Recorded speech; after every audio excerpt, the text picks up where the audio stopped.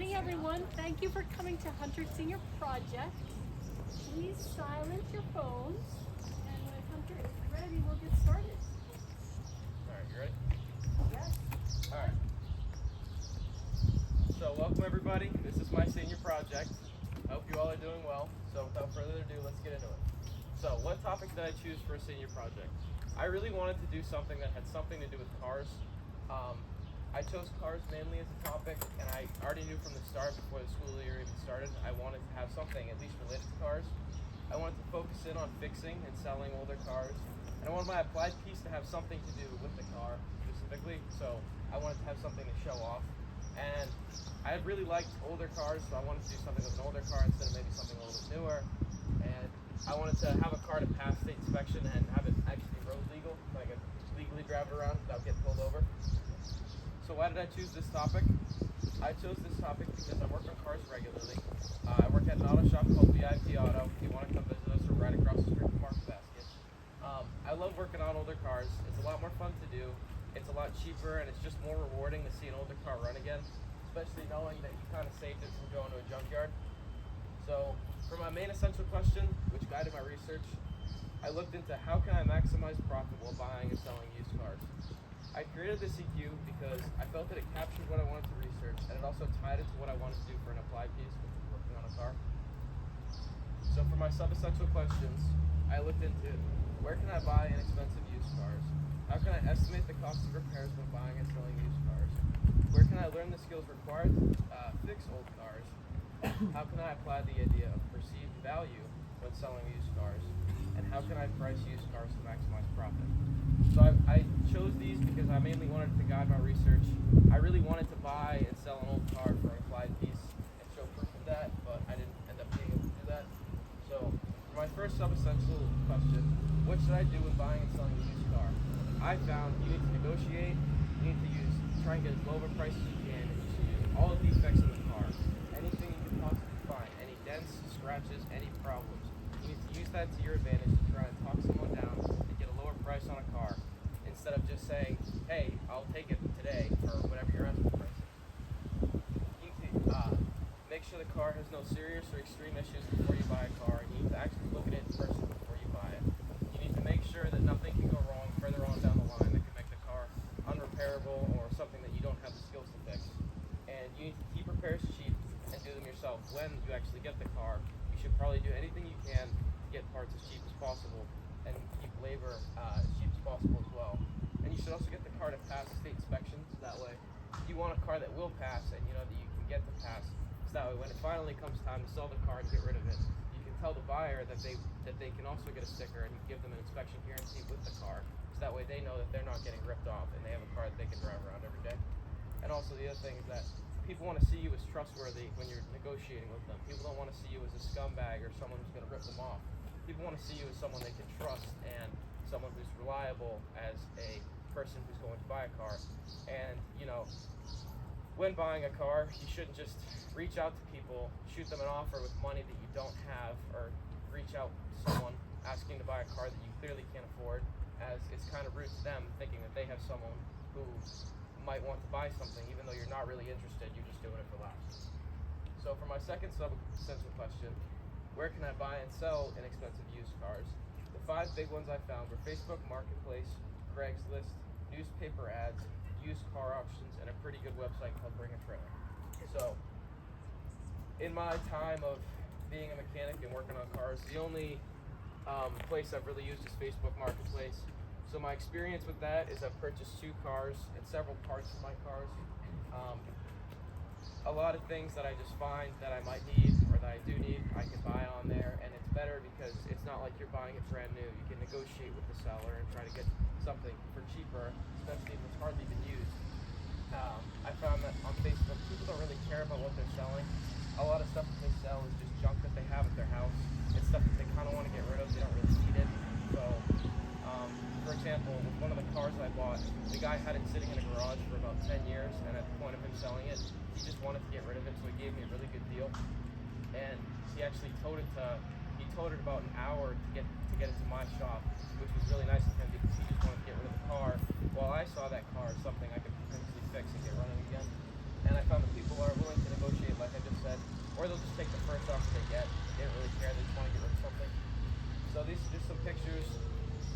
prom photo of me sitting on the hood of my Jeep, which is right there. That's the big thing I bought off Facebook. I've been driving that for about 9 months now, and it's never let me down. It's a great car. And then this is the other car I bought, which didn't work out. It's a 1991 Mercury, pretty soft top. That was the first day I got it, and I only had it for about a month.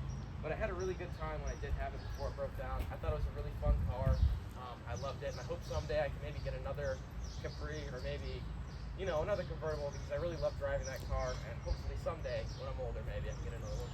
But for my third sub-essential question, how can I apply the idea of perceived value when selling a car? So I actually really wanted to research this, as I wanted to get into marketing at first, but I found that you should know your audience. For example, you shouldn't try to sell, let's say I had a first generation Mustang. Those are really rare and hard to come by.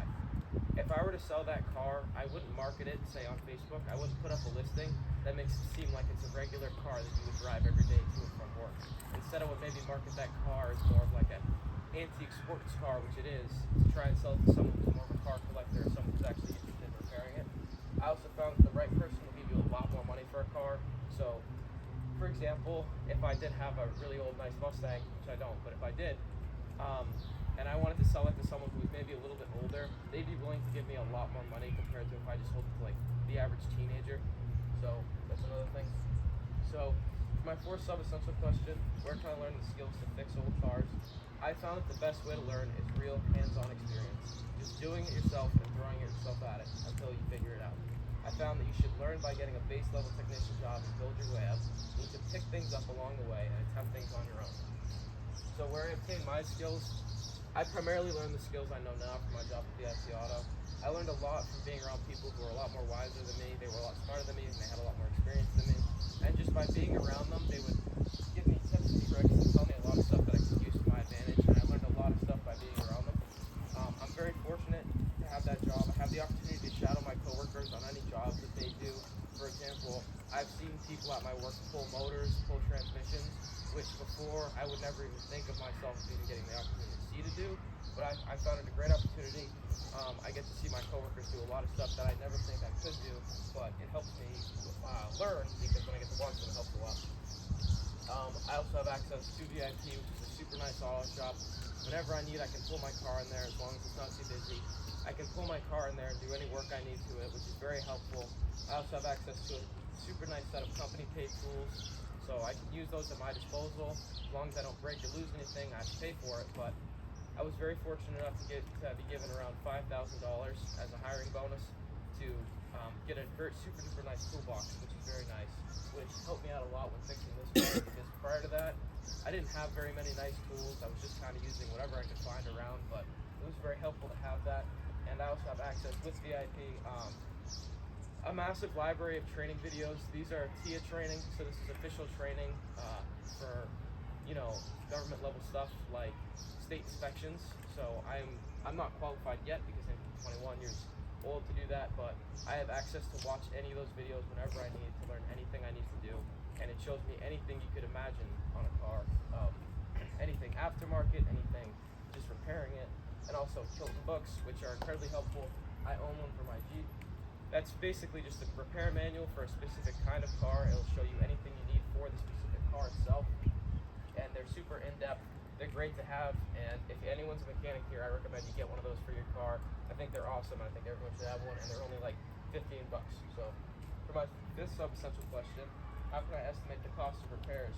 I found that you need to be realistic and honest with yourself and how much things will cost. Don't just jump the gun and say, yeah, I can do this, this will be cheap, this will be easy. You need to research parts prior to buying a car and consider how many hours and how long it will take to fix a car, because you need to remember that time is money and you can't just be wasting your time like that. You need to remember that something can go wrong at any time. Something can go drastically wrong and make the car pretty much unrepairable. And I also found that you need to budget higher than you think. You can't just trust the seller to say, yeah, the car just needs a new battery and it'll start just fine, or the car just needs a new starter. You need to really think that, hey, if he's telling me it needs a new starter, it might have a seized engine and it might not be worth repairing if I need to buy a whole new engine for a car. So now I'd like to talk about some meetings with my outside expert. I've been meeting with my outside expert essentially every weekend. My outside experts are my manager at VIP, his name's Garcia, who wasn't able to make it, but also with him, everyone else at VIP Auto. They were an amazing help. Just being around them, like I said, they've taught me a lot of stuff. They've shown me how to fix stuff on my car all the time. They're always showing me stuff. They let me use their tools whenever I need. They're a bunch of great people. Without my job at VIP, there's been some moments at that job where I've wanted to quit, but I've stuck with it. If I had quit that job, I probably wouldn't have my Jeep anymore, and I probably wouldn't even be doing this as a senior project. So I'm incredibly thankful for that opportunity that I have to work there. And I'm also appreciative of my outside experts because they held me accountable. If they ever noticed something wrong with my car, they would point it out to me. They would make sure I knew, and they would hold me accountable and make sure that I fixed it because they wanted to make sure that I was driving something safe and safe to drive. As I am their coworkers, they care about me, I care about them. They wouldn't want to see me driving an unsafe car where I can hurt myself. So for my applied piece, I had planned on putting the process of actually buying and selling a used car for the test. I bought a white 1991 Mercury Capri Soft Top, which was pictured earlier. It had around 130,000 miles on it, which is pretty low for a 33-year-old car, which is pretty nice. When I first purchased the car, I was made aware of the fact I would need to do an oil pan and transmission pan gasket. I would need to do some exhaust work and replace the catalytic converter. And I would need to replace an HVAC fan resistor to get the AC to work. So I had done the catalytic converter and all the exhaust work, and I had still been driving the car around, just having fun with it. Probably shouldn't have been doing that with a bad transmission gasket, but unfortunately the torque conveyor seal blew. So because that car was front wheel drive, I would have to pull the entire motor to get into the torque converter to replace that part, which is pretty bad. Unfortunately, while I was in the process of getting the stuff together, because they needed engine hoist, I didn't have one, but while I was in the process of getting all my stuff together and getting ready to prep it to pull it, I had my car sitting at the VIP shop parking lot, and some people came out and, well, they vandalized it. The paint was all screwed up. There were a bunch of dents in it. It was shot by a paintball gun. Someone had been jumping around on it, and both the pop-up lights were stuck in. I was upset at first. I was pretty pissed, but what can I do? I didn't have full coverage insurance, so I didn't get any money back for it. And at the end of the day, it was just some drunk teenagers, and I had forgiven them for destroying it. But the amount of money for the existing problems with the torque converter and the new ones, say the paint and all the dents and headlights and stuff like that, I just decided the car was not worth saving. It would cost too much money. It would be way too much money at that point to be put in. So I just decided to scrap it and cut my losses. So my lesson from that car, I learned that sometimes people lie in their listings, and a lot of people do lie in their listings to make more money and make the car seem a lot more presentable. In this case, the seller, he hadn't lied to me, but it was an unfortunate issue. The car it still is around, but it's 33 years old. There was no way I could have predicted. It just happened, and life happens. There's nothing I could have done about it. Nobody could have known ahead of time that seal would have blown, and it sucks that it didn't work out, but at the end of the day, I learned an important lesson that stuff goes wrong, and there's nothing we can really do about it. It was a 33-year-old car. I was kind of dumb for buying it. It was super cheap, and it had been sitting in a garage for around 10 years, so I should have probably known that ahead of time. So instead of actually buying and selling a used car, I was out of money. I couldn't really afford to go through all that again.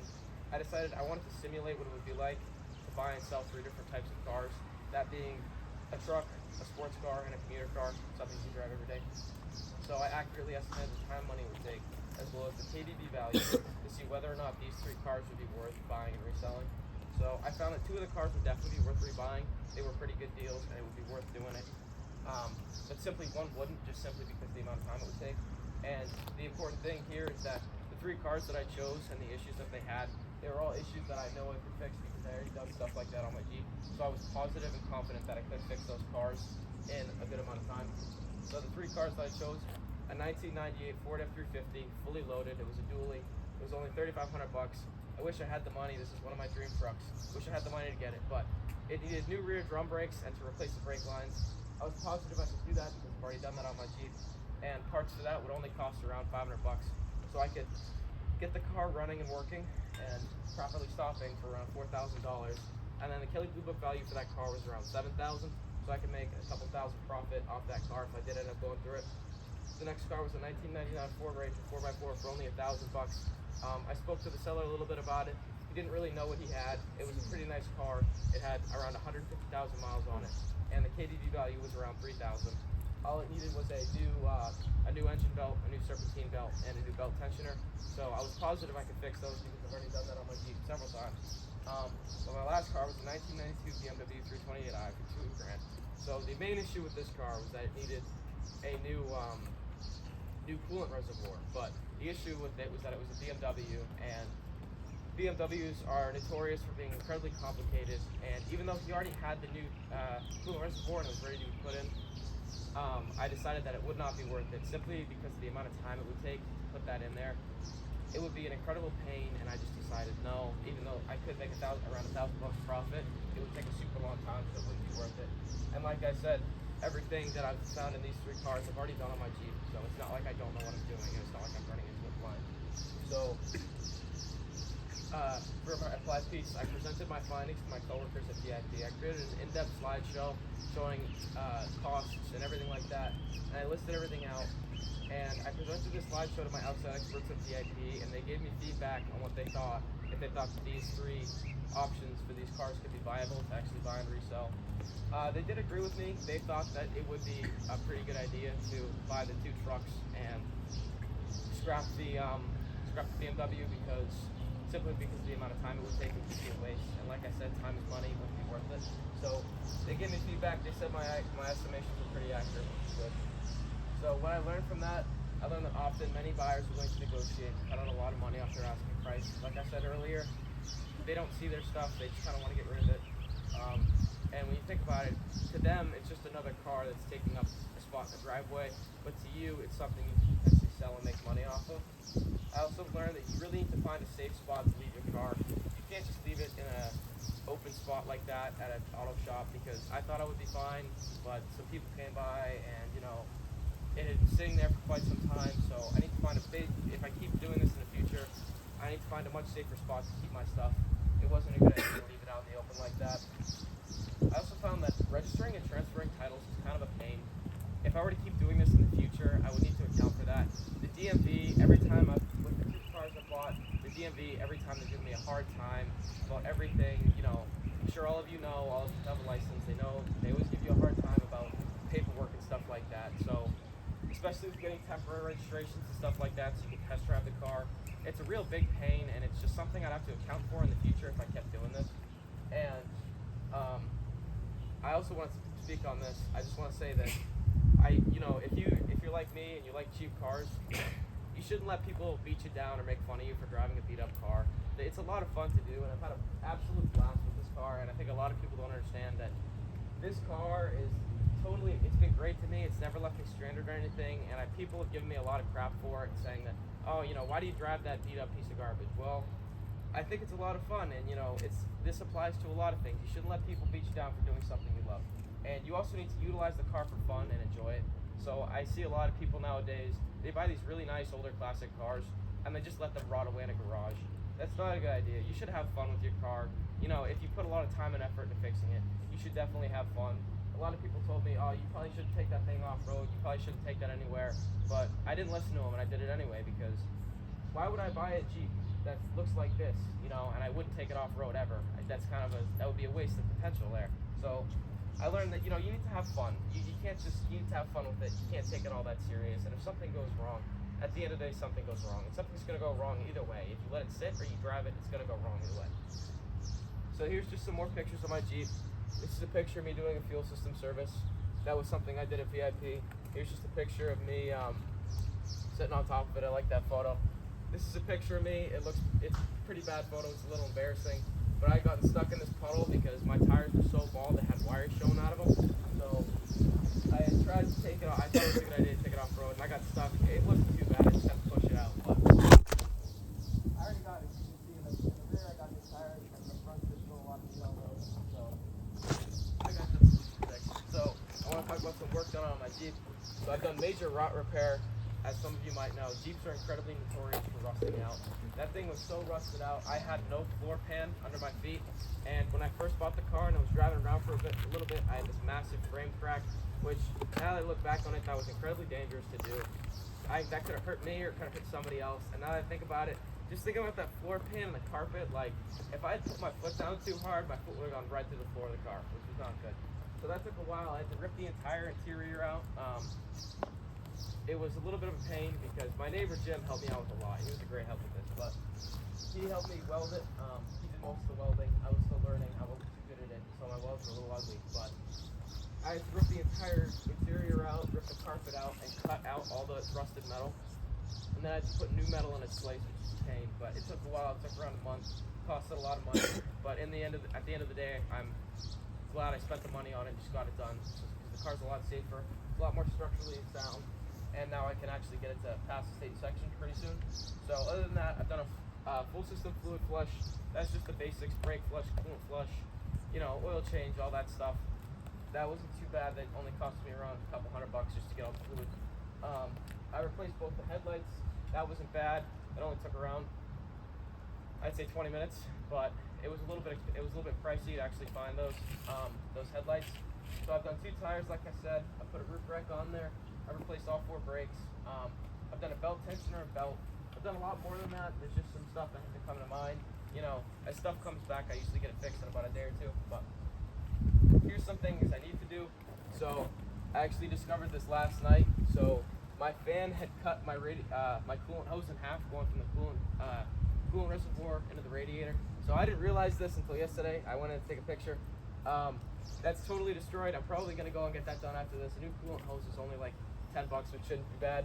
And then I also need a new O-ring for my brake master cylinder. So I've been leaking compression there, which is not too good. That hurts my stopping power. But that's another thing I'm just gonna do. A new O-ring, you just rip it out, put a new one in. It only costs like a couple bucks. So I'll probably go and do that after this is done. But my plans for the future with the Jeep, I want to keep stuff primarily cosmetic.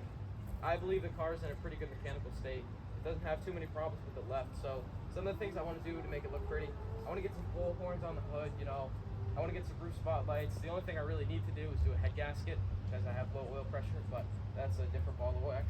I want to add a CB radio just for fun. And I also want to add a spare mounting muffler on the back so that way, right now I don't really have a spare tire with the car, but I need to get one pretty bad so I don't get screwed by a flat tire.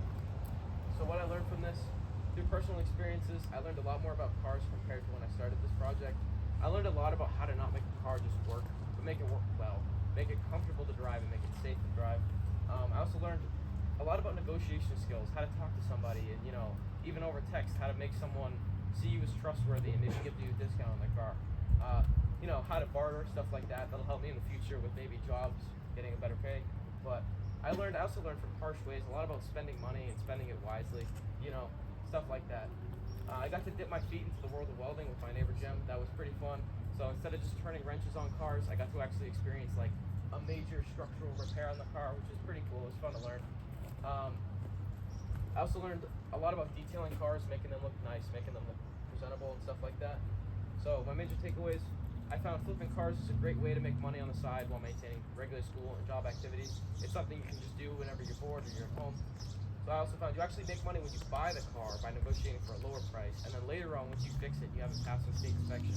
You want to sell it for a more fair price, so someone will actually buy it instead of overpricing it. I also found the best places to buy used car: Facebook, Craigslist, newspaper ads, used auctions. Found that people value convertibles a lot higher than a regular car. I think that a lot of people just find convertibles to be a lot of fun. It's kind of like a flashy thing people want to show off. And I also found that older cars, they only really sell well with the right audience. Like my Jeep, no one would really want to buy this if they were just the average person.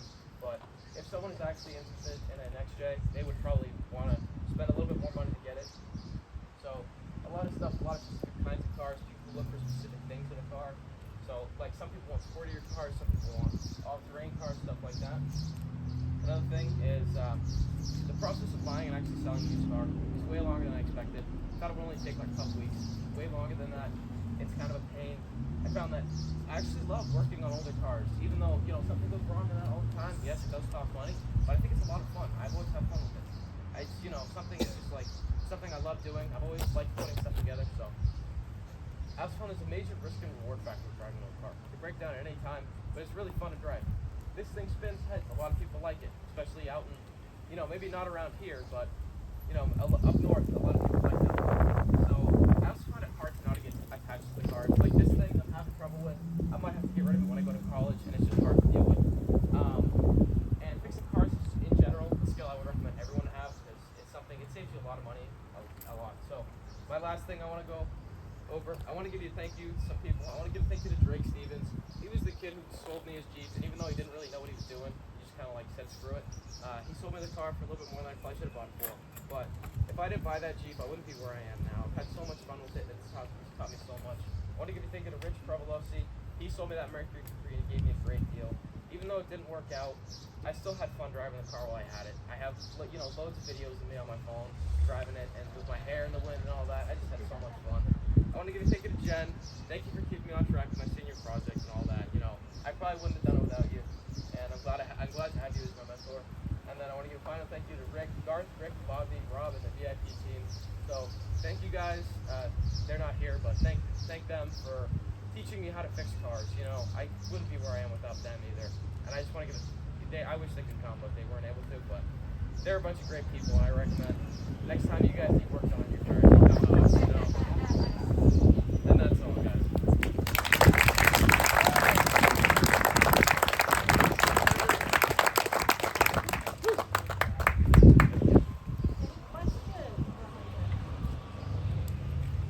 Yes. Kim. Yeah, Kim. Can you talk a little bit about how you got into this hobby? Like, what intrigued you? Like, what sparked this passion for it? So my passion sparked, and I have to give a thank you to Jay. It was great what you did. So over the summer, I had been working at I'm working at Postoloff. I'm sure many of you guys know the restaurant. It's called the Brick House now, but I had been working there, and I just hated my job. And I remember one time you came home and you called me downstairs, and I was like, "What's up?" And you told me how you got some work done or something like that, and you said they're looking for a kid to do tires, and that's what I was like, all right, I can probably bust out tires every day. It's an easy job. And I remember I had been blown away when I first heard how much I would get paid. $18 was a big jump up from like $9 plus some tips. So that's mainly what got me into this, was that job. And if I didn't actually get hired, I don't think I would have ever gotten into cars. And then Nate, what you had? What would you say your biggest challenge was in this project? So definitely, my biggest challenge was just dealing with what had happened with that white car. It was very unexpected. I'm sure some of you guys might have seen me on the way to school. I was broken down, and there was a cop who had to escort me to school. It was really embarrassing, but it was pretty embarrassing, and I didn't really know. It took a little bit to find out where the actual leak was, and then once I knew where the leak was, it was like, oh crap, I gotta get in there and I gotta tear the entire motor out. Like, that's not gonna be fun. But that was my big roadblock with it. Yep. As a person that's looking for a car right now, what would you recommend? So, honestly, as a first car, I would not recommend you go with something like that. I don't think that's a good idea.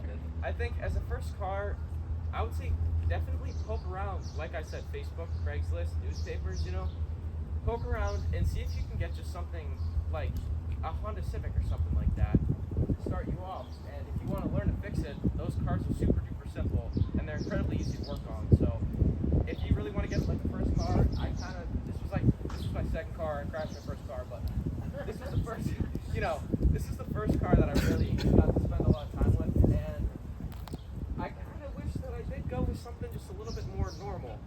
It's easy to work on, and don't get me wrong, this is very easy to work on. I'm short enough, I'm small enough, I can crawl right under there if I need to. But I would say definitely go with something regular, like a Honda Civic or something like that, because it's just going to be a lot cheaper and just a lot easier to maintain. So that's a big thing. Just go with something normal. Yes. Let's say you're gonna sell this, right? Yeah. How would you market it? How would you describe it? So if I were to market this, I would definitely tell somebody it's not something you drive every day. I mean, I drive it every day to school and back, but it's definitely not something you should. This is something. It's a beater. It's something you beat on, And if I were to market this to somebody, it would definitely be someone around my age who is getting into this whole thing, and someone who just wants to have fun, maybe rip up some dirt on like a trail or something. So if I were to market this and I had one sentence, I would probably say, this is a good car for a teenage kid who just wants to mess around, That's what I would say. Yeah, What's your next vehicle you plan on buying? I don't know. I'm not sure yet. I mean, You want a convertible, right? I do want a convertible. There's some things we were talking about, but yeah, I'm not sure what I want to do yet. Yep. My brother, he has a 1986 Pontiac Firebird, Oh yeah. and it stopped working I think a year or two ago before he left for college, and he wants to like start working on it, but it's something wrong with his like engine. Like, what would you like suggest he looks at first? So there's a lot of stuff, like Austin was talking about in your project, you had a cease piston. It could be, especially with the motor, it could be a whole lot of different things. But you talked about this in your presentation, I didn't talk about it in mine at all. But there's certain diagnostic measures you can do. You can say run like a, well that's a 1986 so I wouldn't have one, but say an oil compression test, there's a lot of stuff like that. So what really would suck for him is say it was like a seized motor, that would be pretty bad, but there's a lot of stuff you can look at. I would say run a compression test, see what it reads. Any other questions?